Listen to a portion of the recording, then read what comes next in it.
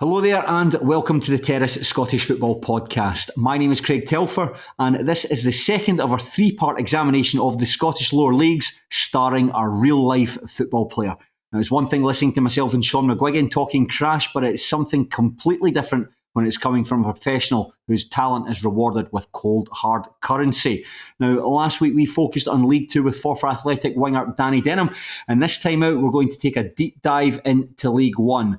And I'm delighted to say, with a player who has starred for Dumbarton, Airdronians, Peterhead and Queen of the South, as well as many others, and he's currently contracted at Annan Athletic. Making his Terrace podcast debut is Rico Quitongo. Rico, fantastic for you to join me, and it's brilliant to get the chance to share the platform with you. Hi Craig, thank you for getting me on again. I've been told I'm shite on the ball, but I'm good on the eye, so hopefully... Well, we'll find out. We'll find out in the next hour if that's the case. Rico, we mentioned you're currently contracted with Annan, but we've not seen you in action for almost 2 months. Last time you played was at the end of January in a 2-2 draw with Montrose. What's current situation?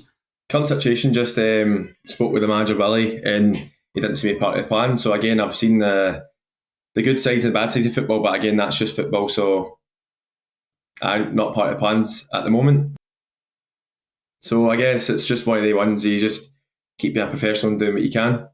So when he tells you you're not part of the plans, did you see that coming? Was that something that completely blew, or did you have an inkling that he didn't fancy you?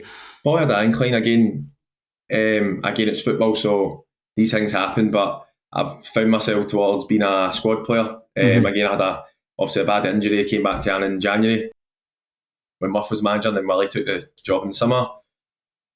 It was going okay. Found myself a squad player again. I'm one of the people that obviously I want to play every single game, but I've got older, I've had injuries. I understand football and you can't play every game. So I found myself part of a squad player, and I could see it coming, but not to this extent. But again, I still wish the boys to do so well, and same to Willie as well. That's just how it is. It's football. It seems strange because I've seen Annan Athletic, I think 4 times this season, watched them with Stenhousemuir. They seem to be one of the most makeshift squads in League 1. And what I mean by that is it feels like it's all square pegs into round holes, and having someone like yourself there who could do a decent job down the left flank seems a bit strange just to discard you and let you go off elsewhere. I guess that's his opinion. Again, I'm no... The manager makes his decisions. He's putting out a team of 11 to go and try and win a game. So currently, at this moment in time, he doesn't feel I'm needed. That's fine. It could change maybe next week. Football's such a fun game. It can change in 2 weeks' time. But it's hard, again, touch on Annan. They've had a lot of injuries and stuff like that. But again, I guess we'll touch into that. But for a lot of injuries, and again, it's hard to try and recruit players coming to Annan because it's such a far distance. But obviously a good win Saturday, and very good one. Again, if you look and see who started, again, you had a trialist, but that was Pete Watson. So Pete Watson's on the coaching staff. Great guy. Pedro, great guy. Terrible. Kicking the ball straight, but he can heat the ball so long.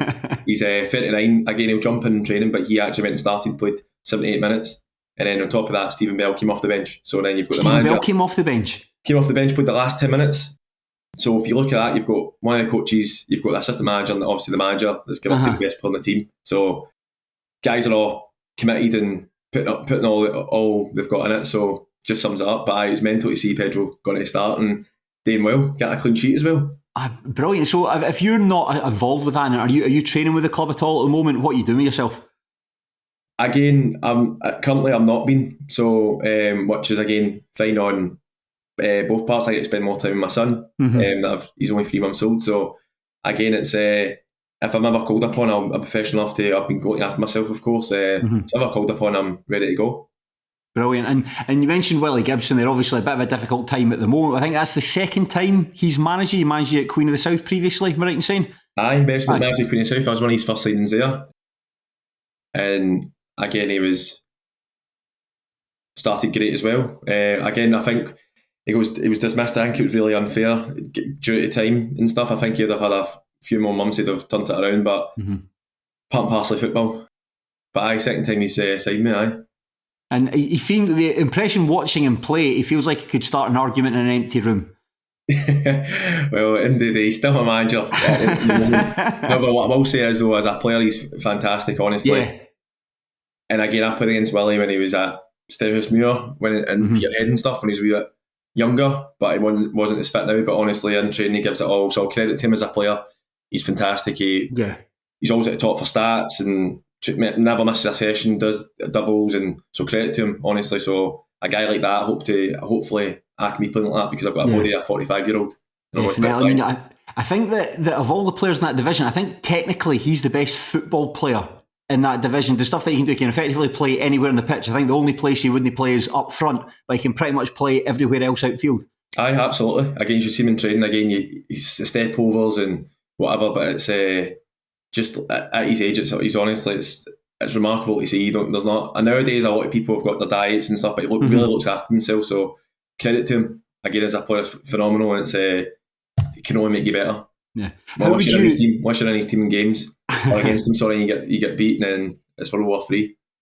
How would you rate Annan's season on the whole? Because everyone expected it perhaps going to be a difficult campaign, given the fact that the size of a club of Annan's size, or perhaps a League Two side who have got aspirations to get into the third tier there. And I think that having had a bit of a head start, given that two teams had 15-point deductions, to have fallen behind Inverness, Caledonian Thistle, on the outside looking in, that seems quite disappointing. How would you rank the season so far as we go into the final quarter?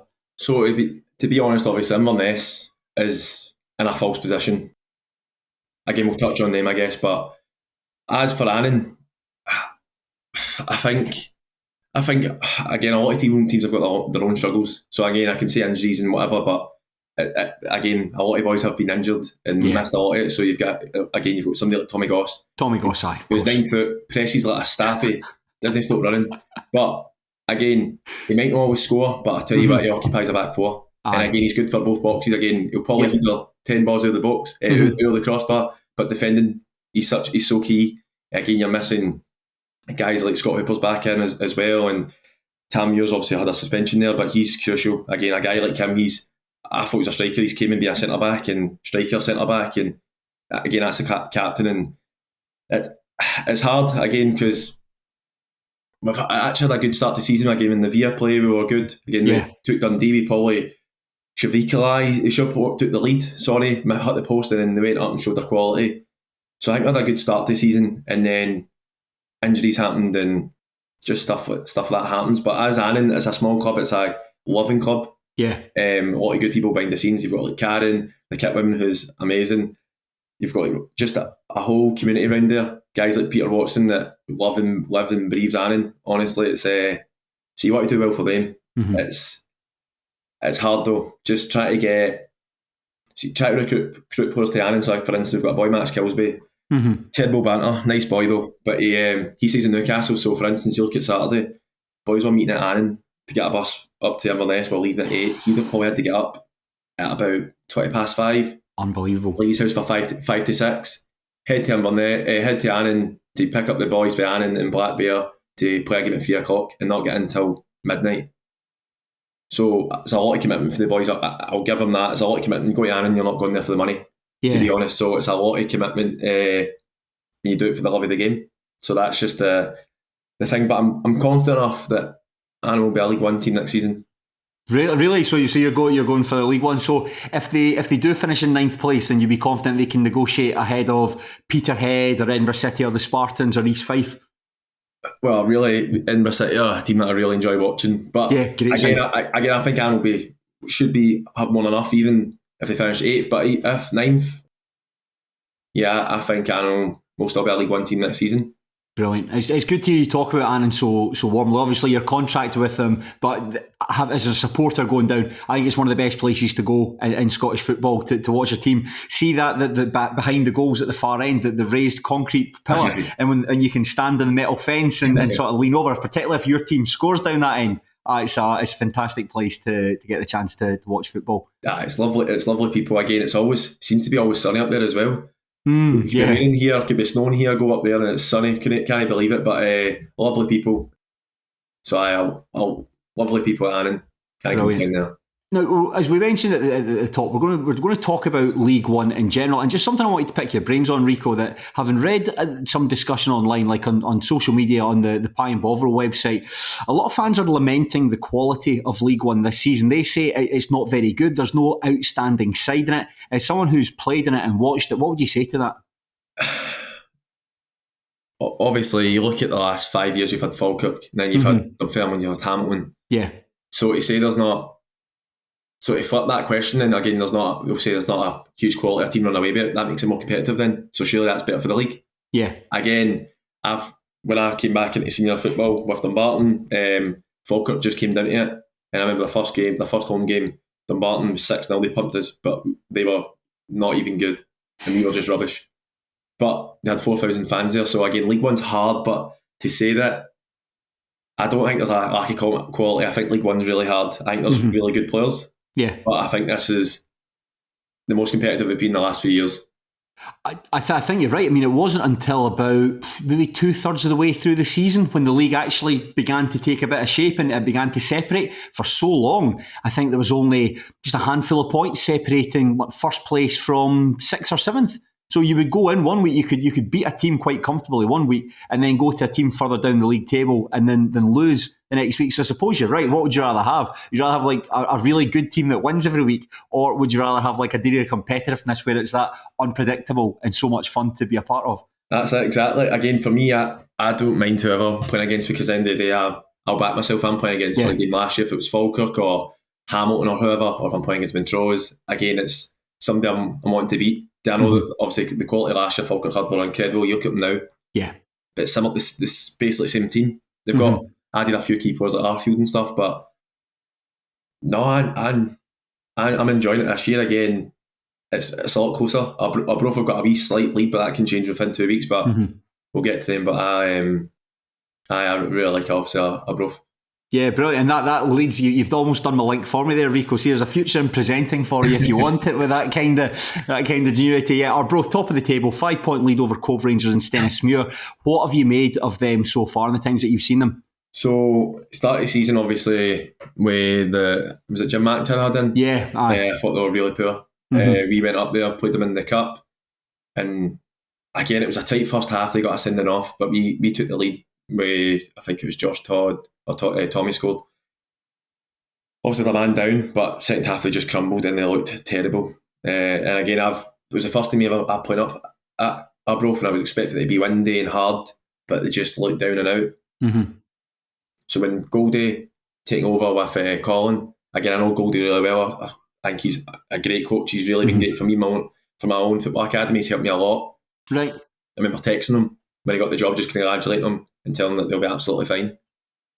And how right was that, by the way? That's what I was going to ask. There's first of all, you mentioned there about your coaching academy there, and that's just a sort of wee sidebar. Is that what you do outside of playing football, like a full time coach? Aye. So again, I got injured. I broke my ankle when I was on loan at Clyde against Annan for Annan going up. So I was contracted to Queen of South at the time as well. So I didn't get a new contract. Had to rehab myself. So I don't like to take money off my family and stuff. I like to be independent and stuff. So I've worked in schools, I've worked with charities and stuff. So I've always liked giving back, and I just love being around kids and helping them. So my mum one day saying to me that, why don't you do football coaching? Because my dad did it as well in Hamilton. Of course, it's your dad, Jose Quitongo, one of the most cult player in Scottish football. Aye, between both of us, I think we've played with the 42 clubs in Scotland, so well known. But it was something I was so against, because I was like, oh, I'm rubbish at football though. Mum was like, it's not about that and stuff. So again, I was honest. I was like, he was what to buy into me. However, though, having this side of me being in schools and behaviour schools and the like working mainstream and deprived schools, it means I'll have a lot of time for and patience with kids, and I love getting the reward and feeling I get from it. And I do love football. Might not be good at it, but I love football. So put two and two together, and it's the best thing I've ever done. So It's been busy, and it's good to give back to the game, and I think it's made me love football more, and I'm more grateful from my injury. I've not played as much as I have this season, but I'm more grateful. Again, a lot of people get that towards the end of their career, whereas now I'm just so grateful. Again, I've been injured, rehab myself, didn't ever think I was going to run again, walk again or play football again, and I got myself back. So I'm grateful that my academies took off, and again, Goldie's been great for me. He's helped me from day one. He helped me just how to set sessions up and be confident. And again, you're playing professional football now. You're relevant. So guys that you're taking would love to get in your position. So pass on what you know, and best bit of advice I've ever had. Excellent. Best luck, and hope the academy continues to grow. And the second part of that question, you mentioned Jim McIntyre, and coming in to the start of this season, Rico, it felt as though, given how poorly Arbroath had finished the last campaign, I think it was 10 defeats on the bounce, it felt as though Jim McIntyre was a bit of a lame duck coming into this one. The supporters weren't really having him. I wasn't all that impressed with the business that they did in the window, and it felt as though it was only a matter of time before he was going to get moved on. Is that a position you've ever been in as a player, where you just know that the man who is taking the team, you just think he isn't long for this world? Personally, no. Again, when Willie got sacked to Queen of South again, I thought it was a wee bit too soon. Again, I didn't think he deserved it. So no, not personally, I've not been in that position. Again, it was an utter shock. But no, I've not been in that position. But I think with Arbroath, I could see that happening. Yeah. I think a lot of people could have seen that. I think you mentioned at the start of the season, Stenhousemuir played them on the opening day, and I was expecting, same as yourself there, I was expecting it's Arbroath, they've just come down, I think it's going to be a hard game. Quite straightforward, finished 2-1, and I think that scoreline flattered them. Quinn Coulson scored a free kick right at the end of injury time, which gave the game a bit of a strange feeling to it, but not generally quite comfortable. And then having seen them since, they're a lot better since Gold and Hamilton have taken over. Oh, I think they're, honestly, again, they know how to play football, but they know how to do the dirty side of it. Yeah. And again, with Goldie and Colin, obviously, the recruitment's been great. The boy, Fraser Taylor, is phenomenal. Honestly, I think I'm surprised that Arbroath got him, because again, got to Arbroath, you think you're not going to play a lot of football, but honestly, if he's not playing for or involved at St Mirren's next season, I'll be very surprised. And then on top of that, they've signed well, as in Aaron Muirhead, a well-drilled championship centre-back. Keith Watts next term, they've got wee boy Callum Penman, that's great as well for being so young. What a fullback. Again, a big future. Again, I've got my own football manager, so I'm a big football manager geek. So I always like to sign him. But Andy Winter as well. He was a young boy when I was at Hamilton. Just a pure pest as well, doesn't stop running. But they've got a good balance. And Sam Stanton, obviously, a huge player for the lower leagues. So no, they've recruited well. That's just due to, again, I think, the management team, again, the Goldie and Colin Hamilton, just have a chat to them and get them in. So I'd say they'd be favourites. I'd be real surprised if anything had to change. As a opposition fan, it was, you're coming to the January transfer window and you're thinking, right, what sort of business is going to be done? And then when you see Sam Stanton joining, you see Fraser Taylor's loan being extended, you see Aaron Muirhead just being added like that for the remainder of the season, you kind of think, oh, geez, we're going to have to be really, really good if we're going to try and push this team as far as we can. I think that as well. I think in January it's hard to sign experience, if that makes sense, because some boy, it's easier in summer, but then bringing in the guys like that, just well-drilled, experienced guys who just know how to manage games. Yeah. That's it. Again, guys like Fraser Taylor, you've got Innes Murray there, even Scott Stewart, the guy, doesn't stop running as well. He's got free lungs, he runs like a friend. Honestly, he's an ex-well Billy. Just keeps going. You've got Witt and Ryan Dow as well, just top players. And again, you can tell that they're loving it. They're loving it under they two as well. So good on them. They could have easily appointed someone that the typical, like a manager that knows the leagues and whatever, but they've went with they two, and it's the best thing that's happened for them. Excellent. We'll move on to Cove Rangers. They're in second place. Very decent season compared to the last campaign. And I'd be interested to know your thoughts on Paul Hartley, because for a while it seemed as though that Cove Rangers were down and out, and you really wondered what the future was for the club as a full-time project. And it felt as though that Hartley was only being kept on there because you think he's got connections with the club. I think his father-in-law is a fairly senior figure there. What have you made of Paul Hartley's Cove Rangers this season? I think they actually get overlooked. Again, you see they're in second, but it's a strange one because they've got proper good players there. And start of the season, we went up there and beat them. And again, they tried to play football, but they weren't great, to be fair. And then, so the start of the season wasn't great for them. And then they went a wee bit of a run, I think, over after October time. They picked up a few results just when they needed to. And they're sitting in second. Again, you've got good players there. You've got Connor Scully, you've got Fraser Fivey, top player, you've got Blair Yule, and then you've got obviously Megginson. That's funny, those are the 4 players that I've got written down. I was going to ask you about. Obviously, Megginson in 2021 with McAllister were York and Cole. It's the best partnership I've ever seen, honestly. Big Cook, Little Cook, honestly, they were phenomenal. But Megginson again, and then you've got experience, you've got guys like Mickey Doyle in the back that doesn't shut up, but he's obviously great for the dressing room and stuff like that. So, and then I forgot about it as well, you've got guys like Declan Glass, who, of course, if he didn't have injuries, I don't think he'd be anywhere near League One. No. I've played against some youth teams as well, and a guy that I've maybe felt sorry for just with injuries. Again, I've got a wee bit of heart for people that get injuries and stuff, because nobody wants to get injured, and it's no nice seeing it to young boys, not mind older boys, but it's someone that I know, by watching him closely by since he was young as well, that would have a real big future once for injuries, and I still think he can get to a certain level. Yeah. I remember seeing him when he came in on loan at Cove, when they were in the League 2. They joined the SPFL. You're thinking, just you say, it's a matter of time before you're playing every week for Dundee United, and unfortunately it's not quite happened. But you can see it, and I don't think you see it quite as frequently now, but you see it in flashes. But when he does turn it on, like, this guy is a fabulous player. And I mentioned there about the four players there, Rico, like Fraser Fivey, Mitch Megginson, Blair Yule, Connor Scully. Since Cove have been in the SPFL, it seems that they have continued to rely on those 4 players more than anyone else. Honestly, I think 4 of them are brilliant as well. Again, remember me playing against them, I think I was at Dumbarton, and I know a lot of players, but I didn't know a lot of the boys for the Highland League, so Cove and stuff, so Connor Scully, never heard of him. He was like Modric. Nah. Blair Yule, playing against me, a winger, he had long socks on, I was like, I'm going to eat him up. Take me inside, put my hair straight, honestly. Take me inside, outside. But just obviously just good pros, and they all love up there, don't they? So you obviously seen the boy Harry Milne that was there before. He's the best. He's the best fullback I've seen in the lower leagues. Phenomenal. And I'm surprised that Connor Scully didn't maybe get a move. Maybe he's been poached before, but maybe he's happy up there. But 4 really good players that I think could play Championship. But I think with Cove as well being second, it's like, I think they'll still get the playoffs, but I just don't know. I don't know, because again they've got the boy Grady McGrath that's in on Football Manager every season as well. But he scored hundreds of goals for Brecon as well, didn't he? But he's not really been scoring. He's not really been playing as much, which I'm surprised with.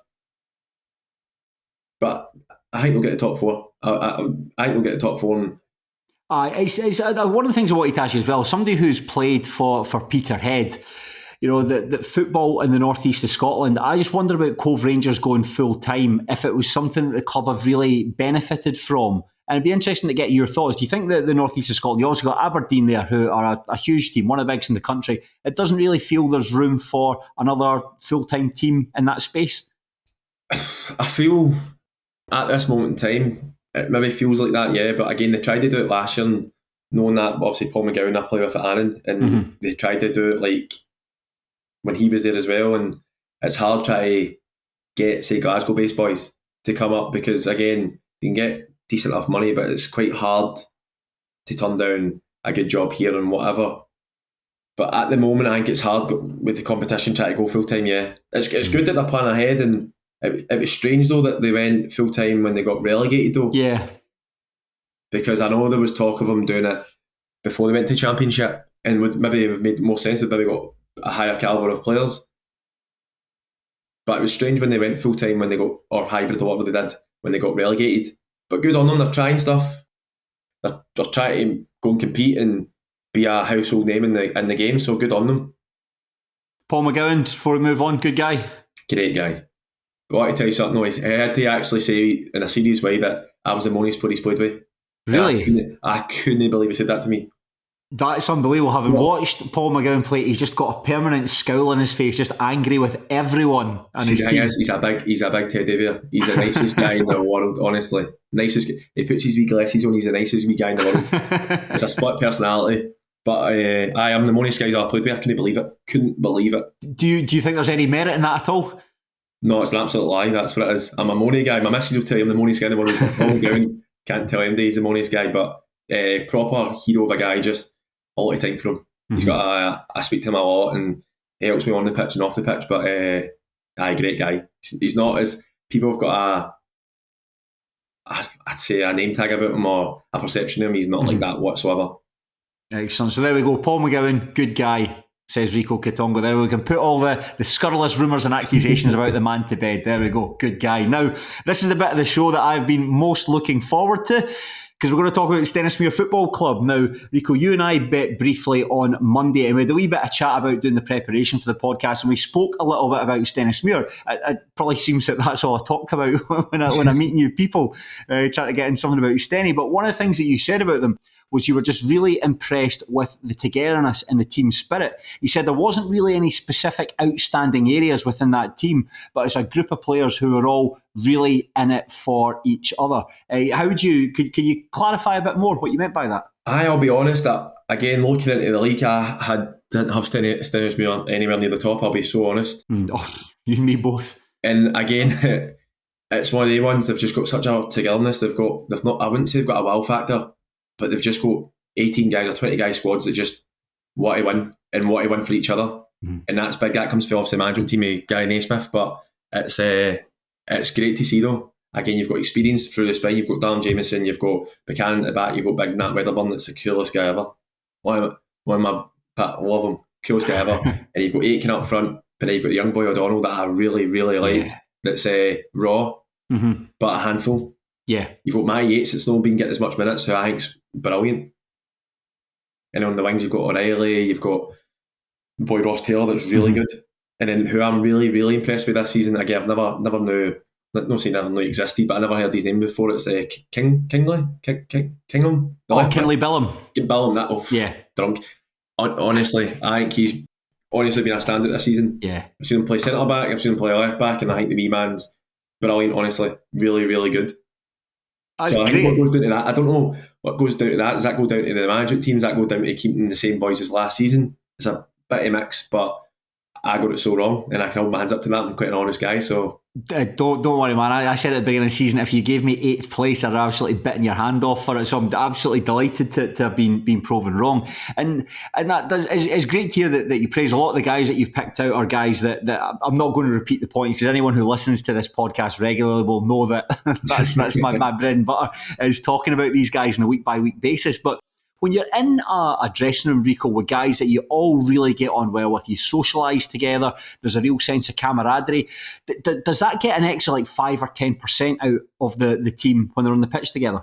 Oh, 100%. 100%. Again, when everybody's all pushing the same direction, it helps so much. Again, you might not have the most talented squad, but if everybody's pulling the same direction, everybody wants to win, everybody's happy, and everybody's willing to help a teammate, it makes such a big difference. There's not a lot of individuals there. So it's all together you can do so much than being alone. So I think it makes a huge difference having a good squad, a good morale, and a good core.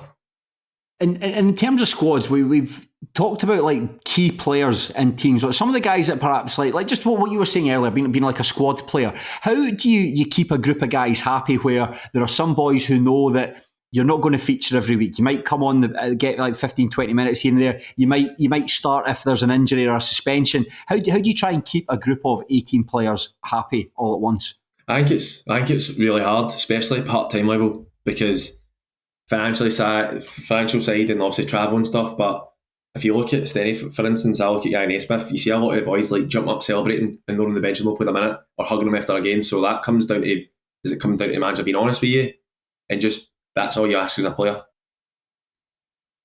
Because again, you don't want to be lied to, you don't want to be told what you want to hear as well. So I think it just comes down to a bit of honesty for the management side, and just knowing when you lie, and it can maybe hurt a wee bit at the time. But again, if everybody's all pushing the same boat, it must have done such a good job if everybody's all smiling and hugging and jumping about after games. So yeah. And in terms as well, I don't want to keep speaking about Stenny, but I do think this is a pertinent question just for part-time football in general. But you touched on Stenhousemuir's spine there, where you've got a really good goalkeeper in Darren Jameson, really good centre-back in Greg Buchanan. You've got legs in the middle of the park. Maybe not so much in that way, but guys like Mikey Anderson. So I don't know, that's many things, but mobility isn't his strongest suit.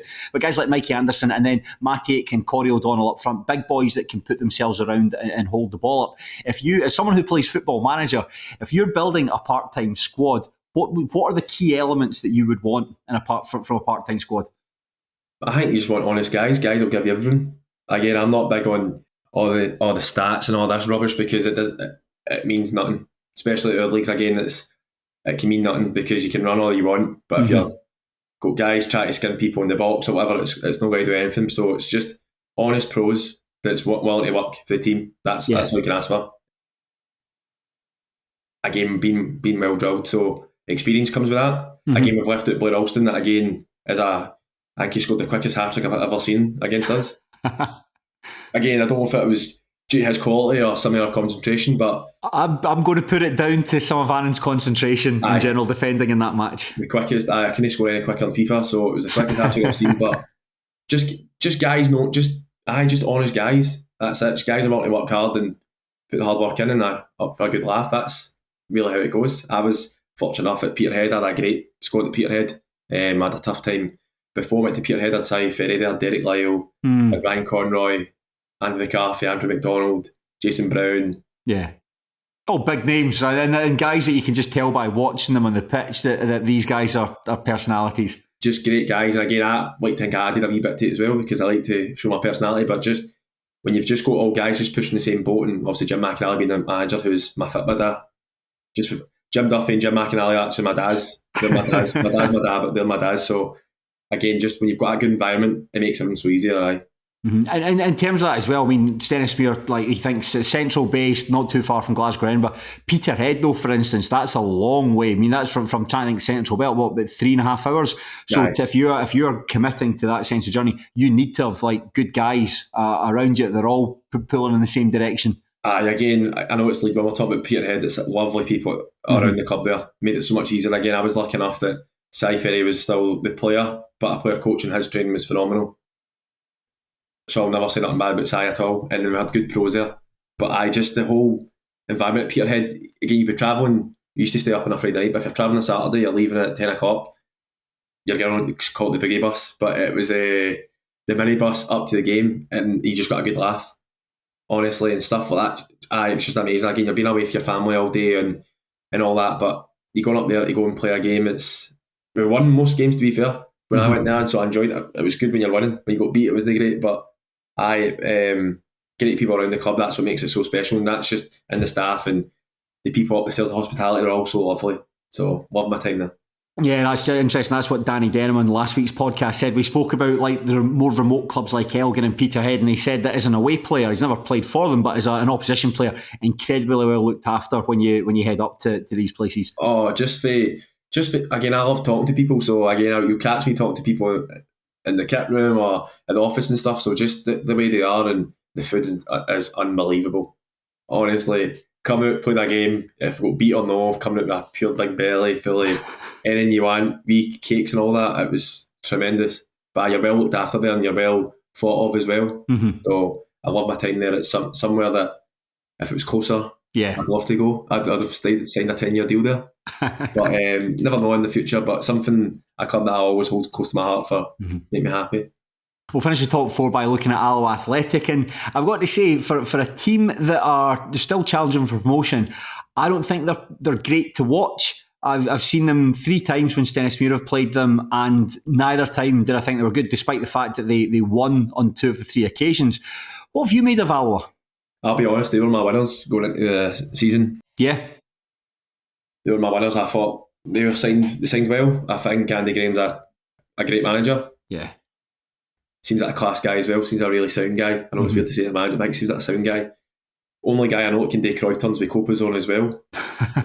But no, they were my favourites going into the league. I just think they signed well. They've got good players in there, but they've took a dip, and it's strange because the boy Curtis Roberts I played with, again, he's got a wee beer belly, but what a player he is. He can run all day long, but he's been missing a huge part of the season. And again, one player can't make a team go in a dip, but I think losing him has been crucial. Because if you go down the spine there, you've got players there like Kevin Crawley, that's like the Rey Mysterio. If it were just a wee guy that everybody all loves and respects. You've got seasoned pros there. You've got Callum Waters, that's a seasoned fullback. You've got Scott Taggart, that's been the best right back.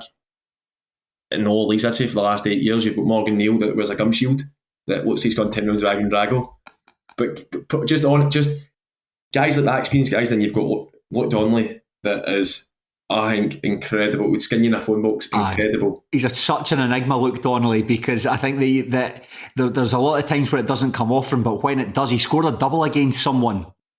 Against Annan, I'm sure. It was against Annan, and the goals were like, it was like watching Dimitar Berbatov playing. Honestly, I think I was in the stand, or I was there because I couldn't believe what I witnessed. But he's phenomenal talent. And then you've even got the boy Luke Rankin that came from the academy there that scored goals, and then the boy Steve Buchanan. He's a hair transplant away for getting a move, because he could be the quickest guy in the SPFL, honestly. But they've got good players. So again, what's it down to? If they'll have struggles, if they'll have injuries, if they'll have all this, but it's a weird one. It's a strange one with Alloa, because I still feel they're definitely still going for promotion. Obviously, in top four, the league's probably most likely away. It's still a lot of games to be played. Yeah, but it's a team that they've always been. Over the last 10 years, I've always been probably the better of the part-time teams. Oh yeah, completely. What I've noticed from last season, they had some really good young loan players with them. Guys who have gone on to like Taylor Stephen, for instance. Guys like Ethan Sutherland and Bobby Wales is perhaps the best lot of them, who's now turning into a very, very good player for Kilmarnock. I think that's perhaps the criticism. They were over-reliant on loan players last season, and it'd be interesting to get your thoughts on, have you ever been part of a team where you've got like young loan players come in who very quickly become the guys at the fulcrum of the team that you've got to build a team around? I wouldn't say me personally, but going off with Alloa last year, I absolutely agree. I think Bobby Wales was shit hot, honestly. Yeah. Taylor Stephen, the wee guy, he was cutting in every time and shooting. Yep. And the boy Ethan Sutherland that got a move to, was it Wolves who got a move to? Wolves, aye. Wolves. So again, going off with Alloa last year, I thought they had so much pace, and they had so much talent though. Mm-hmm. So again, maybe they were relying on their loans last year, but again in January they've brought in the boy Josh Gentles. Yes, from Rangers. So I've actually watched him before. So two of my coaches play with Hamilton 18s. Went to watch just them, obviously, and I just watched him. He was head and shoulders above. Yeah, and he got announced for Alloa. I was like, that Josh will rip it up, and he scored a few goals. Young boy. What do you think made him so good? When you were watching, you think this boy's got it. What was it about him that you think stood out? Again, he was playing under 18, so again, you can only play what's in front of you. So people can whatever they won. I can't remember what the score was, but just technically, he was just so ahead and just so calm on the ball. Honestly, so and again, you can say who he's playing against, but I can just tell when he goes to Alloa, a team like Alloa, they try to play. You know what I mean? They're not going to lump up. They actually try to play football. I think he'll do so well, and I think he potentially will be like a Bobby Wales, maybe not at Rangers.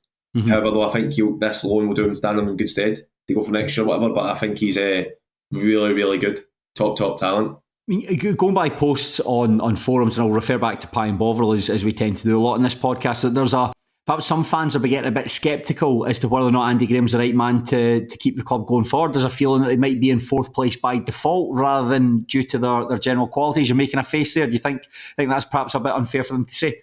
I'm obviously I'm a player in the league, but I'm a fan of the Scottish League. That's what I love. I'm a League One vet. I've never played higher or low, so I love my League One. But again, fans are fans, so they have their opinion. They pay money at the club, so everybody's opinion's valid. But I have to disagree with that. I don't think by default you get to anywhere.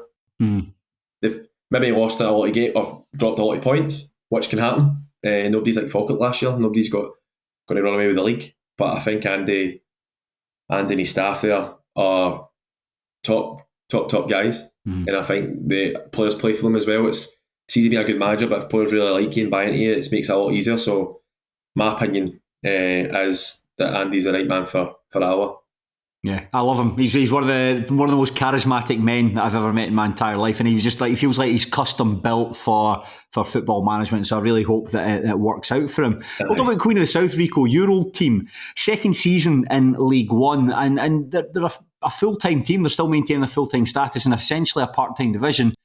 It's not been a great season for them. And I'd like to get your thoughts on what you would put that down to. I mean, they've got a good home record, but they've only picked up 6 points away from home all season, which is comfortably the worst record in the division. And trying to explain that, I could not explain why a team like Queen of South only got 6 points. So I'm really hoping you can come in here and give us a bit of clarity and help us get to the bottom of it. Clarity, I don't know. But going again, I know Murph well, I know a lot of the boys for Queen of South. So if you look at Queen of South as a team, individually, they've got the best players in the league. If you look at goalies, they've got Ross Stewart, Murray Johnson, right back, Mikey Hewitt, left back, Oscar McIntyre. You've got Sam, you've got Reece Lang, you've got the boy, Liam Smith, who is brilliant, I think. You've got Kai Kennedy, phenomenal. So they've got guys that on paper, Lewis O'Donnell as well, that's scored the weekend, was brilliant. Last year at Kelty was phenomenal. So you've got guys there on paper, you look at that, they should be winning the league. But it's a strange one. So again, if you look at the home record, again, it's always been a problem in the past, even when I was there. But credit to Murph, he's changed their training schedule. So I think one day a week they train down at Palmerston. So if that makes a big difference, it might not. However, though, it's working there now. So their home record has been a lot better from the last few seasons. Now, away record, I don't know. It's because up and down they've been. So they put it down to belief. No, I don't believe that. I don't know what it is. It's a strange one. It's a strange one. We beat them at the start of the season. I think it was on BBC Alba. Obviously, I didn't play. But we beat them and they just looked rubbish. They just looked when they score all night. And it's a strange one because I know Murph personally well and he puts so much into it. Yeah. And he's got so good players, but I don't know. Because they can gel, because you look at them Saturday beating Alloa. It wasn't an easy game, obviously. I think it was 3-2 or 3-1. So it's a strange one. Why it's not working away? Why it's not working away from home? I don't know why, because it's not as if like when you go to Stenhousemuir, it's not like you're Galatasaray away or anything like that. It should be easy for good players, and on top of that, it's like a big pitch, synthetic surface, which Queens will be used to. A lot of the fact, other than Dumbarton, which technically isn't even grass either that pitch, but all the surfaces are synthetic, so it should. It seems like the Bermuda Triangle of mysteries in lower league Scottish football. Why Queen of the South are so mediocre away from home? That's again. I wouldn't even put. Again, they've conceded a lot of goals as well this year, and again, Muffs at Annan's always had it well drilled. So again, it's a different pool he's recruited from. He's recruited really well. He's been backed, but I just think the goals they've conceded is lack of concentration rather than quality, because they've got quality at the back. So away from home, I don't know if people. I don't know. I generally couldn't explain it to you. Against us, when we played them, we were just so much better than them. We just bullied them. Surely, though, if you're a full-time football team, then you should have so much more advantages than your part-time opposition. You've been a full-time footballer, Rico. You've played against part-time teams. You tell us. I mean, I've got an idea in my head. I'm sure our listeners have got an idea in their head. But what are the fundamental differences between full-time and part-time football? I think tactically, it's a lot more. You can do it a lot more when you're full-time. But physically, I'll be honest, I don't think there's a lot of difference, because you look at a normal week. So a Monday, you play on a Saturday, you'd have a recovery on Monday, so you don't train. Tuesday, you train, same as Annan, at night. Wednesday would be a day off, same as Annan. Thursday, you'd train, same as Annan. And Friday would be a -1. So it's light, and it's just like working on shape. Right. So if you look at it during the week, again, you can maybe train a wee bit more. However, at Annan, you train for, say, 1 hour 45, 2 hour, covering about 8k. So that's 16k worth of training sessions a night. A week, worth of training on top of your game. So people say, because they're full-time, they should be a lot more sharp and stuff. I disagree with that, because I think a lot of boys at part-time look after themselves. I think on the flip side, I think analysing and getting the extra few half an hours here, or just working on shape and stuff that I know Murph loves to do, can make a huge difference. So that's what, me personally anyway, that's what I find anyway. Because again, a lot of boys at full-time, I wouldn't say, when I was there anyway, when I was at Queen of South anyway, they took it for granted and loved being in the football and stuff, rather than just try to think I'm using this as a stepping stone or trying to better my career. Yeah. People are happy being the full-time football in the League One, which it shouldn't be. This might be a vulgar question, but like financially, is it good being is it worth your while to be a full-time football player in the Scottish lower leagues? again, everyone's so different because again, everyone wants to be a football player. Do you know what I mean? Since I can talk, I know I want to play football. So again, you're getting paid to play football full time. It gets to a certain age or circumstances that you can't be full time because you can make money playing at night and obviously playing part time. So financially, everyone's so different because some people just want to go and play and enjoy being the football, having the football life. I think we'd all love that. I think we'd all love to wake up at 8 o'clock, go to train for 10, finish at 2 o'clock, got to be Starbucks, do all this. I think I'd love that. But again, everyone's got a different financial circumstance. Mm-hmm. But I thoroughly enjoyed it. Looking back on now, I don't regret it because I don't have any regrets, but I wish I stayed at Peterhead again. But I'd have always killed myself and not killed myself. I've always been angry that I didn't take the jump and try and full time again for have a good 6 months with Peterhead. So it is what it is. I don't regret it, but if I could go back, I'd maybe change it. Mm-hmm. No, that's really interesting. I've just always wondered that. It's very easy for fans to be like, oh, you're full time. You should have big advantages, and still do think that should be the case. But just interesting to get like somebody who's done both their perspective on it. So thank you. We'll go and talk about Kelty Hearts now. They were led by Michael Tidser. He left for perhaps one of the most ill-fated managerial spells at Dunfermline. It lasted just 2 months here, and Charlie Mulgrew's coming. Obviously, very high-profile player, Celtic, Scotland. And a regular face on our screens. He does punditry with BBC, Premier Sports. He's an open goal quite a bit. Charlie Mulgrew coming in, the calibre of manager. If you say he came in at Annan, is that the sort of thing that would excite the players, that you've got someone of that profile's taking charge of the club? Well, supposedly he actually was in for the job in the summer, and then I got it. So that's a wee exclusive there. But again, I think for me, selfishly, I just love to hear stories because I love hearing stories from managers. I just love talking, but I just love hearing different stories. A guy like Charlie Mulgrew has played at the top and what a player and international as well. So I think just to learn, and him being a defender as well, I'd like to just who have you played against and blah, blah, blah, blah. But management-wise, again, it wouldn't really bother me too much. Again, because he's just a manager. He's just going to do the same as what Billy be doing, or Montrose manager, or whoever. So, but Kelly, it's been a confusing season for them. Confusing is the right word. I think that certainly about the first third of the season under Tidser, I thought they were one of the best sides that I had seen. I thought when he's in the middle of the park, and I've used this expression a lot in the podcast, he played like he had a force field around him, that he just couldn't quite get the ball off him. And up front with Craig Johnson and Scott Williamson, you had two very, very fit, very, very enthusiastic strikers that would just consistently put themselves about and be a nightmare for any teams trying to play against. And I think that with Tidser not being there, they're not quite as good in the middle of the park. There's a reliance on a lot of younger guys who are still learning their trade. And Williamson was allowed to return to Queen's Park, and he's since joined Clyde. So they don't necessarily have the same attacking threat.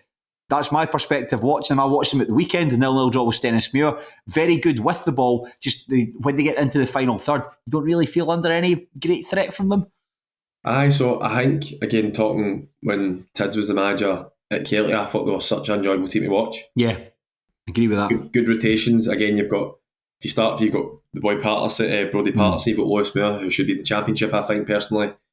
Good rotations in it, going middle of the pitch. You've got obviously Tids that great on the ball. You've got Tamaware at the back, who, me personally, I'd say he's probably the best centre-back in the league. Never loses a head at that. I probably agree with that, aye.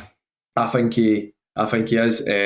And then Craig Johnson up front, the guy just is a pest. He doesn't stop running. Even when you think then he's going to press you. So again, you just knew, like, we played them, what was the score? Was it 2-0 or 3-0? And they were just so, you couldn't get near them. And again, Tids was just popping it off. Again, he's a huge miss to him as a manager and obviously as a player. But it was just so exciting, and I really thought that they'd have a good chance of challenging for the league title. It's interesting. I was going to ask, when a manager comes in, and this is probably saying about Michael Tidser going to Dunfermline and Charlie Mulgrew coming at Kelty Hearts, two guys that are quite principled in how they want the football to be played. It's all sort of passing, and it's all keeping the ball and trying to work space. It feels like it's a nice idea in theory, But this is Scottish League One. There needs to be a bit of understanding that you have to kind of go along, and it is going to be a bit rough and tumble at times. And I think that that's perhaps something Mulgrew will have to get to grips with. The more he, the more experience he gets of football at this level.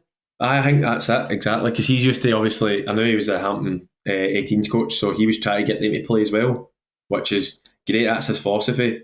But I think he's coming into a side that's similar style, as in wants to keep the ball, fast attacking play, but he's coming to a team that were doing well, so then he had to meet the same standards.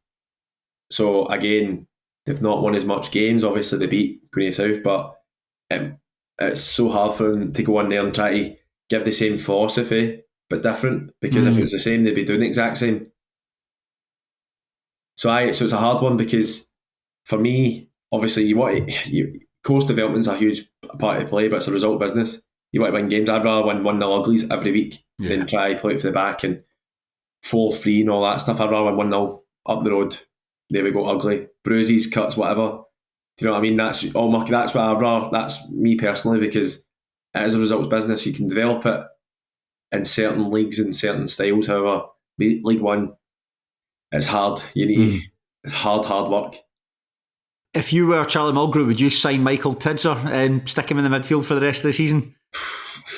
I think Tidser played himself in Fairmont. Generally, I obviously I know Tids from his time at Morton, my brother. That's what I've always watched and couldn't get near when I played against him. So it's unfortunate he's lost his job again. You never like seeing that, and no doubt he'll be back in football in some capacity. And again, he's well thought of. Yeah. I think it's just that Dunfermline is one of those ones where I just don't think it was working out for any party. I remember going to see them against Hamilton on a Tuesday night when they lost 1-0, and it just, what he was trying to get them to do just wasn't quite working. So it's a horrible thing, but sometimes just cut your losses, maybe admit that as a board that we got this one wrong, and then try to find a galvanising effect to keep them in the Championship. It's probably like that, because again, hindsight's a lovely thing, but and you look at it, like even before he went to Fairmont, I was looking at his Kelty team, the way he had them playing, they were probably, I know they beat them in the cup or something, Dunfermline beat them in the cup, but they were probably better than the Fairmont team, because again, they're low and there's good players in Dunfermline, they just weren't performing. Yeah. His Kelty team, when he was there, they still got a good chance of the playoffs, but if he was there, they'd be nailed on, and I think they'd be challenging Arbroath. So it's unfortunate to see, but again, that's the beauty of football. But again, Kelty have signed, went and got cut Broadfoot in, experience in James Lang, so they've got ball players in as well. So again, you only need 2 weeks in football, especially League One's mental. It can change so much. That's it, just a couple of wins and that's them knocking on the door for the top four. Exactly. But we'll come on then and we'll talk about the teams that are perhaps not looking, or perhaps promotions perhaps a wee bit beyond them, and are looking to keep their place in division. And we'll talk about Montrose. And I'd be interested to get your thoughts on Montrose. It feels like they've kept the same team for a number of years. A lot of players there with a lot of experience, several who have enjoyed testimonials and have got testimonials coming up. I mean, what do you think is that a good thing at a football team to have so many like old stagers in the dressing room? I think it's a good thing. However, though, if there's too many at the same age, it can not become a problem, but it can become a wee bit of a hassle, because Montrose, every time I play against them, I hate it. I'll be honest, it's a team that, in my first game back in senior, I went up to Montrose Links Park, I got concussion, elbow in the head, boom. Fucking hell. 1-2-1. Who was it did it? Blair Lyons, didn't mean it though. Went up for a header, his first header I went up for as well. But it's a team that you need to go work hard for. Yeah. Again, when I played, that was like 5 years ago, some boys were like 28 or whatever, and they're just men, just aggressive and constantly doing your throat and whatever. Whereas from then, they've kept about, say, 70%, which is good for the team morale. Again, boys know the culture in the club. But it's another year that the legs have lost a wee bit of a yard and whatever. You got guys like Sean Dillon, I think he's maybe 39, but I think he's a great servant to the club, and I could see him for another year or two. Oh, he's in great shape as well. I think he must have like about single-digit body fat. The guy's in an immaculate condition. Aye, and again, I really like Stuart Petrie. Again, I'd say I'm surprised he's not been offered other jobs. A guy that I try to speak to a lot after games and stuff, and I want him to do well. But Montrose have they've not scored a lot of goals. And they've obviously bought in the boy for Dundee United. Is it Owen Sturton? Owen Sturton, yeah. Sturton. And great talent. I remember I think his first game was against us, and he's Meg Willie put one in the bottom corner. About 10 minutes into his debut. Again, top talent, and I think he will be part of the squad Dundee United next season. I'd be very surprised he's not. But then they brought in Craig Whiting, again a player that's played Championship and won League One with Dunfermline. So they've just conceded too much goals, and it's not like Montrose. Mm-hmm. So I just don't know. Again, they're just not created. That's it. That's player. It's interesting what you're saying there, because it's something that we've spoke about a lot. It's that perhaps that they need to freshen things up a wee bit, because I've met these guys and know them personally to a degree, and they're all really, really similar. Like Paul Watson, Terry Masson, Graham Webster. Like, these are the guys we mentioned. I've got the testimonials. Stuart Petrie has been there for 8 years. He's the second longest serving manager in the SPFL behind Dougie Samuel at the Spartans. And I don't know if things need to be freshened up. And I wouldn't advocate for that, because I like everyone, and I'm sure I don't know the dynamics in the dressing room, but just when you see them not doing quite as well this season they have done previously, and I know the budget might have come down or whatever, but it does feel like perhaps this summer you might see some changes on that regard. I think so as well. Again, I think it's important, especially a team like Montrose, that they keep the culture, they keep the guys that got them to where they are. Again, the guys like Graham Webster, that's maybe he's not as old as some of the other boys, but he's still so important. You've got Andrew Steves at left back, Terry Mason middle, Big Paul Watson. It's the biggest guy I've ever seen play football. He is. And he always he tries to snap me as well. I don't know why, because I don't like to be argumenty. I'm moany, but I don't like to argue. He always tries to snap me. You've got guys like that, so it's important that you find the right mix. Mm-hmm. But obviously they bring in a lot of loans. Some seasons they've got Blair Lyons who's up front. That's about 27. So again, he's nowhere near. He's peaked now. He's a top player for them. So again, I can see in the summer that they'll try and freshen it up and bring more players in, but I think they'll still keep some of the older heads and the experienced heads anyway. Excellent. Now we'll move on to Inverness Caledonian Thistle, obviously, in administration, 15-point deduction, and as you said earlier on, they're in a bit of false position.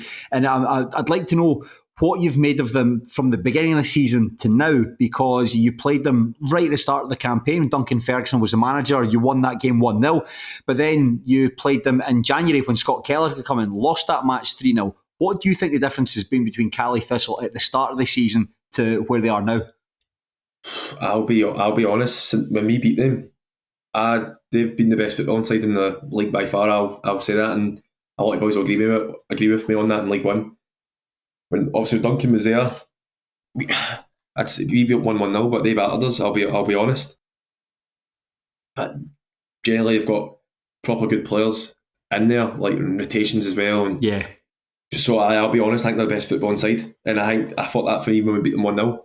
Again, we obviously beat them on Saturday as well, but it was backs against the wall, and I think we earned the win, but it was hard work, it was resilient defending and stuff as well. Mm-hmm. So again, it's a false position they're in, but they've got really, really good players there. And again, you look at, they've got the boy Keith Bray. Keith Bray, energetic boy, just runs brilliant. Obviously signed to Dunfermline. They've got Charlie Gilmore, that's phenomenal on the ball. He's got grey hair and he's my age, but we'll let that slide. Paul Allen, top player in there. We've got, and who I think is the best player in League One is Alfie Baveridge. I think he's brilliant. Yeah, he's best player in the division. I personally would say so. I think I've seen him last week with Kelty. Again, he didn't play much at Ayr, but me personally, I think he's the best player. I think he's brilliant. Right, wow. It's interesting. I haven't seen them. I saw them last week. I went up to Inverness to watch Stenhousemuir get pumped 4-1 off them, and that's the best opposition performance I've seen from a team this season. What you said there about rotations, that is something that was very, very apparent. It was pass and move. Mm-hmm. Every time somebody got the ball, it was passed off, the other player would just move into space, and Stenhousemuir really found it difficult to keep up with them. And it looked as though they had an extra man in the park at points. Just a really impressive performance. And I just wonder if there was news that came out earlier in the week saying that they hadn't found somebody to take over the club. The deadline was supposed to be 6 March. That passed. There was no offers put in to buy the club. Do you think that will have an effect on the players at all? I think it will, because boys are playing for their careers next season. Do you know what I mean? Because again, the club, I don't know too much. I don't look too much in it. I wish Inverness all the best, but boys are wanting to know what's happening next year, because some will be out of contract, some have got families, some of them have got stuff to pay. So it's a confusing time. But again, all the boys can do is just keep playing and take themselves away from the relegation spots, and it must be hard. I can only imagine it. It must be super hard. Same with Dumbarton, but we'll touch on them. But especially Inverness, because without the deductions, they'd be fourth in the league. Yeah, they think it'd just be in touching distance from the teams up at the top. And I think if that, obviously this season didn't happen, they'd be able to bring boys in January, and who knows. So I think it's a confusing time for the club, and hopefully the club comes out the other side. That's all I can say. That's interesting. That's actually throw up an interesting thought in my head there about sometimes if you do you think managers trust young players enough? Because there's Scott Kelleher really has no choice but to trust the young players that he's got at his disposal there. Whereas if it had been different circumstances, they'd be reinforcing the squad with more experienced players. Do you think that's something we see enough in the lower leagues? Managers trusting young players?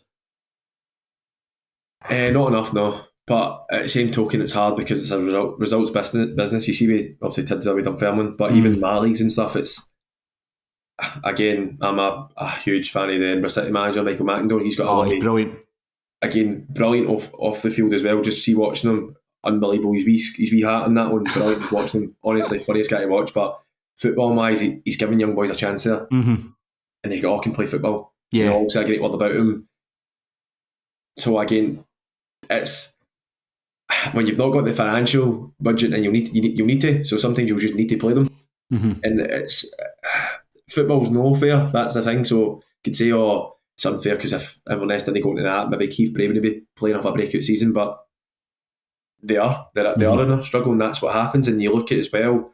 I know he's not as old, but the goalkeeper, Musa Diabaga. I seen called up by Gambia. I seen that, and again, I seen something on Twitter as well that Whitehall Welfare. Aye, Bonus United as well. But he reached out to Whitehall Welfare for a trial. Is that right? So I seen that on Twitter that he actually reached out to them. So again, just shows you how beautiful football is. And if Inverness weren't in this situation, would he be given a chance? Would he be in the Gambia squad? Would he be going for playing against me to Nicholas Pepe in a season? No. That's really interesting, because the only reason he's actually starting, when they went into administration, Jack Newman was their goalkeeper on loan for Dundee United. He was recalled to Dundee United because of the club's situation. Diabaga was effectively put in by default. He's been class. I think he's a right good goalkeeper as well. Big lad, fills out the goals very well. He's again, I'm big on that. People say he's good at the boys' feet. He's a goalie. Goalies there to save shots. I think he's a great goalie. Again, on that, you got Jack Newman that got sent back. You got Flynn Duffy, Duncan's boy, and Adam Brooks. So a lot of they didn't really play as much. All than Jack Newman was brought into play. So again, sometimes in football stuff just happens, and as bad as it is, you just need to go and take it. And as what it is, but look at that guy. He's went for got Ivory Coast and Kenya. He's got to go and play. It's amazing to see. God, that's really sad. I didn't realise. I'd wondered, I'd looked at his journey and seen he'd been playing like lower league Spanish football. I looked in transfer market to go from there to Whitehall Welfare. I wondered exactly how that had happened, but for him to reach out for them to a trial and where it's taken him, I can't imagine he would have ever seen something like that happening. On Facebook as well, not even LinkedIn, Facebook. But good on him, because again, some people would have felt, I'm not doing that, so good on him for look at him now. So hopefully he goes and represents his country. If not, it's still a amazing experience, but good on him. I think Gambia have never qualified for a World Cup before until now, and it starts with the former Whitehall Welfare goalkeeper. He's the man that's going to take them there. And it's really interesting as well that you've bigged up Michael McIndoe, because I've long advocated in this podcast. I've said that Edinburgh City, pound for pound, are the best team in Scotland this season. I think they're absolutely fantastic. You mentioned there about all the guys. I think maybe other than the two centre backs who are just pretty meat and potatoes, and Big Lynch and Eden Lynch and Lewis McCarthy, everyone else can play football on that team. So you talk about rotations and a side with a clear sense of identity, and you know exactly what they want to do. So I'm glad that you were able to bring them up in there. Any chance to talk about Edinburgh City, love it. Because even last season, so obviously he came in when they had the money problems and all other stuff, and again they were getting beat each week, but they were good. Like, I remember we beat them 3-0 at Annan. I didn't play, obviously, but he would, honestly, the rotation, because the boy Malik that was on Monty Annan went back to that's right, aye. And I said to him, what was it like? He was like, mate, it was like so good, because he's going out there, express yourself, it's unbelievable to see. Again, all the players will be so much better next season, and they'll use this season as right now for the better of their careers. I know that.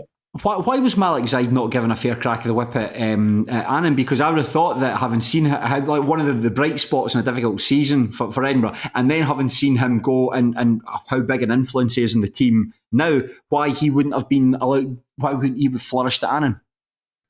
Again, that's something for the management, but me personally, I think he's wee man shit hot. Yeah.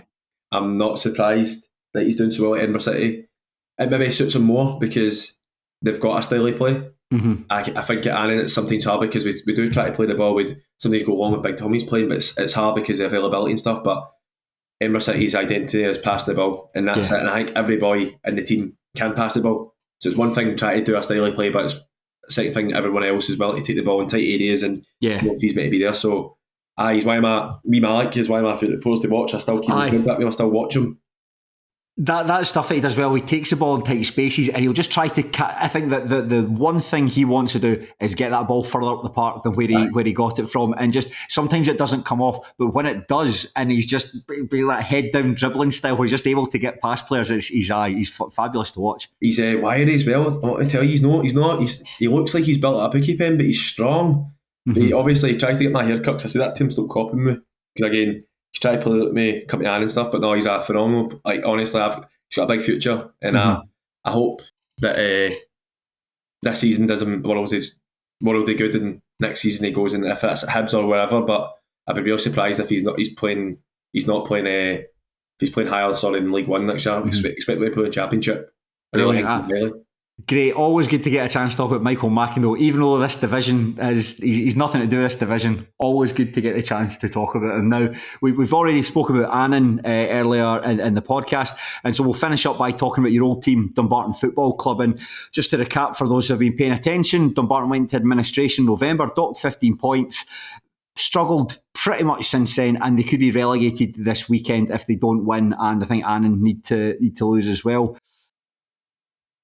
How sorry are you to see your old club in this state? Because I know that Dumbarton, I spoke to a mutual friend of ours, Fraser Clark, who you did the comms on Dumbarton. We spoke very highly of you, and he said that you had quite an affection for the club. You're always really easy for him to get on with, and I think how disappointed and sort of like saddened are you to see the nick that Dumbarton are in? Really sad, because again, I've got so much love for the club. I donate a wee bit of money as well, no, a lot of money, but every little helps, and I've got so much love for them, from even the staff that are there now to the boardroom and stuff. It's sad times, because when I was there, this was never going to happen, and I don't know what one thing's led to another, and they're here now. So it's upsetting to see, because a lot of good people connected to the club. The fans are great as well, and it's so. I just hope they get out this soon and can look ahead. You said there when you were a player, I think that was 2021, around that time, sort of during the pandemic period. Aye. So I went there. So I first went there after my shoulder operation. I was out for a year, signed with my dad, Jim Duffy, and then I signed with 2019, and then COVID hit. Yeah. And then we played the next season, so 2020, 2021, when we stayed up against Edinburgh City, and I love my time there. Again. And you would have had no inclination then that this sort of thing would have been round the corner? No, because again, when I was there, before I left to join Airdrie, there was talk at the club actually getting investors in, or Norwegian investors in, and try to make the club a hybrid model. So the club was looking up, and again, it was something that I had to think about, but obviously I chose Airdrie, but it wasn't an easy decision. But no, never expected it to be like this, and it's so sad to see. How do you think the players will be feeling at the moment, knowing that probably going to get relegated? You need to win every game between the rest of the season. You hope that Annan don't pick up a single point between now and then. Both scenarios very, very unlikely. How do you think the players will be feeling going into training, knowing that they're turning up every week, they're probably going to lose, they're having to play on a really terrible football pitch as well? What do you think the morale's like amongst the squad? There'll be good guys there. Obviously, Faz I know really well as well. He'd have really well as well. I know him really well. He would have signed good, but I think to be honest with their season, if take away the point, if they had the 15 points, they'd still be bottom. So I think they deserve to be bottom. I'll be honest with that, because again, they've got some good players. I think attack wise, they've got a lot of creative players. They've got Mikey Roof that I played with Calvin Orsley that gives you a wee bit of moments of magic. Kane McGuffey can give you some magic as well. Even Carl Pignatello picks up important goals. So then it's the other side. But then if you look at it, they've got some quality at the back, and then their concentration's not been great. I've seen some goals and it's just rubbish. Again, I always watch the highlights. It's a lot of teams I try to look as well. I'm quite a geek that way. But some of the defending this year's not been good enough. So they can score goals. I think they're fourth in the league or fifth in the league at scoring goals. And obviously they can see the most. So then you look at it, so then it's going forward, no problem. It's at the back. But losing Brett Long. Yeah, I was going to say that. I think they've had like 4 different goals, remember, against us. But it got sent off, and then they brought in a wee 16-year-old. It was stuff. They ended up drawing the game. But so they've never been. I don't think the concern going forward is at the back. I think that's more frustrating, because if you can score all these goals and you can't keep a clean sheet, what chance have you got? And then on top of it, you've got the pitch as well that is a shambles. You can't play football on it for either side. I remember when I first went there, keep talking about myself, but when I first went there, the pitch never. No, this is the whole point. We're looking to get your insight into these. Right, so keep talking about yourself. What's it like to play in the Dumbarton pitch? You're right. So before, again, it was like a bowling green. So that was before Rangers played on it. Rangers B team that played on it. It was brilliant, honestly. So you can see why the club are letting it out, because it's money into the club. So you can understand it. However, they'll look at the pitch now, it's a shambles.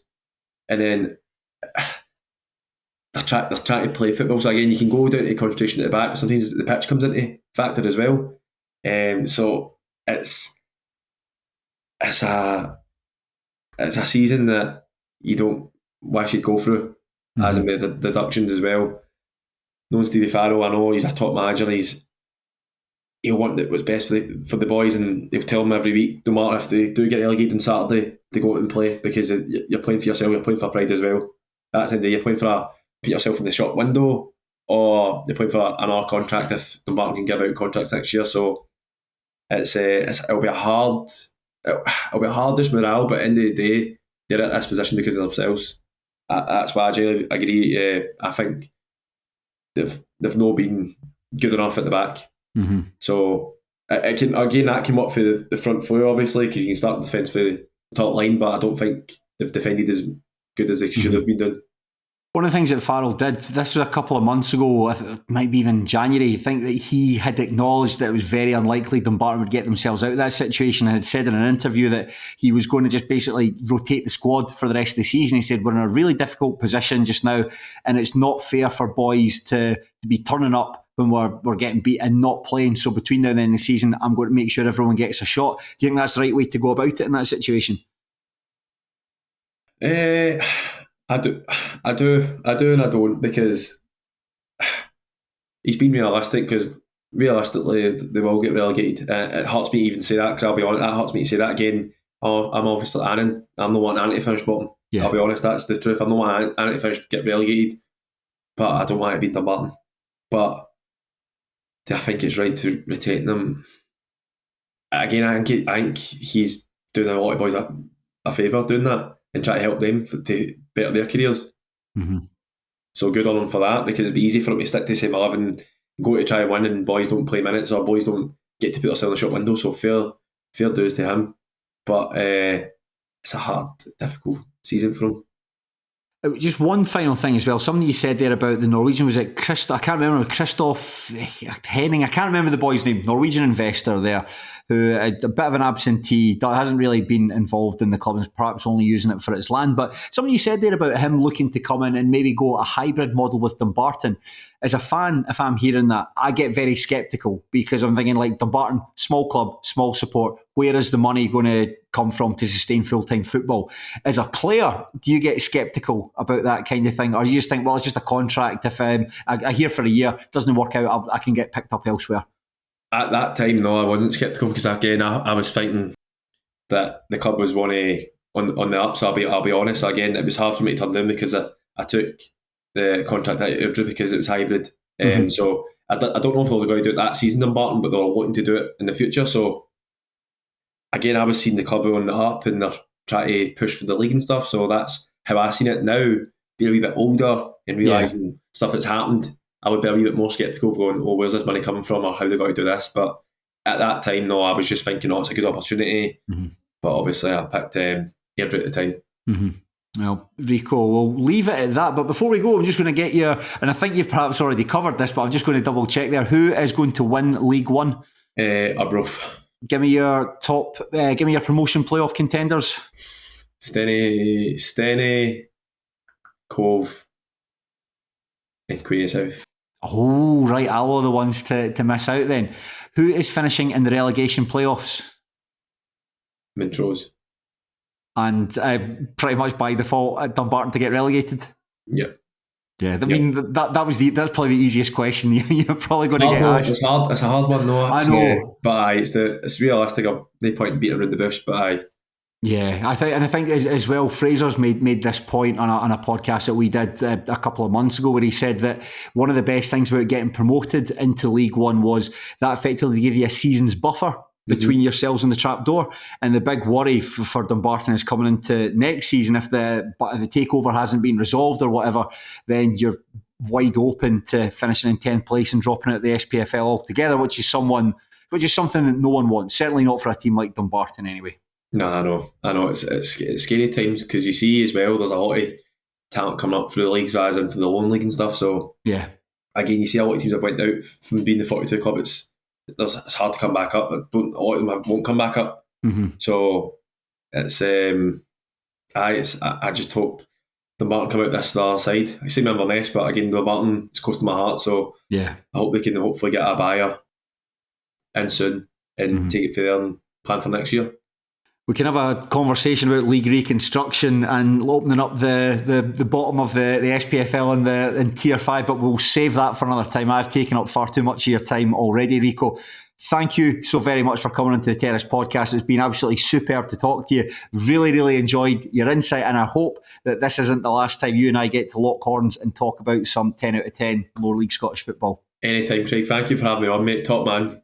No, pleasure. Pleasure's been all mine. And just to remind our listeners, if you want to support the Terrace, please sign up to our Patreon, patreon.com/Terrace podcast. There are hours and hours and hours of content on there for as little as just £2 a month. And you really can't turn that down on this economy. The podcast coming up next week. I will be back next time out for a look at the Championship with another real life professional. I haven't got one locked down for that yet, but leave it with me. I'm going to be working on it. I've got one in my sights. I just need to send him a DM on Instagram, but worry about that next week. In the meantime, Rico, thank you very much. Legend, Craig. Thank you, mate. And take care and enjoy your football. But unlike, I think, who's been badly behaved recently, unlike the Czerny who squirted the Celtic fan with water, please enjoy your football, but do so respectfully. Thank you.